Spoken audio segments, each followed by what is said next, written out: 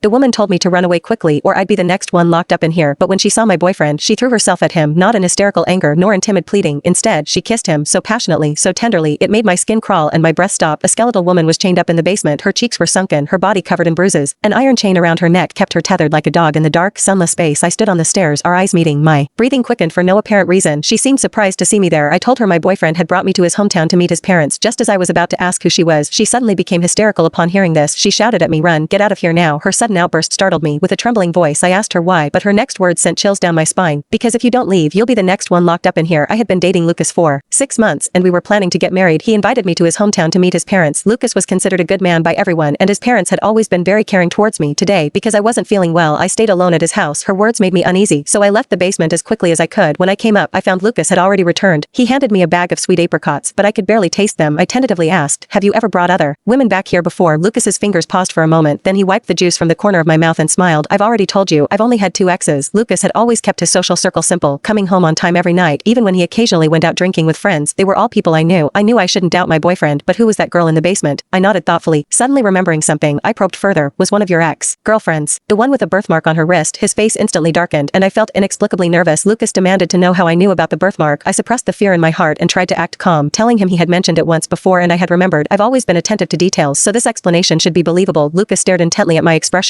I unconsciously swallowed, cold sweat breaking out all over my body. Suddenly, Lucas smiled. He went into the inner room and took out a photo from the drawer, handing it to me. The woman in the photo was clearly the woman in the basement. Next to her stood Lucas and his parents, all smiling at the camera, clearly a family portrait. Lucas pointed to the family photo and explained that the one with the birthmark was actually his sister. His sister had an accident some years ago and became mentally unstable, often running away on the streets. She almost got hit by cars several times, so they had no choice but to keep her locked up at home. I suddenly understood and felt relieved, but then I thought even if she was his own sister, she shouldn't be locked in the basement. However, this was their family matter, and I didn't feel it was my place to ask more questions. As I glanced at the photo again, I couldn't help but feel that their smile seemed somewhat forced. In the middle of the night, I was awakened by a nightmare. I looked to the side and found no one there. Feeling uneasy, I decided to go out and take a look. As I passed through the living room, I heard voices. It was Lucas's voice. What was he doing up at this hour? I quietly hid behind a pillar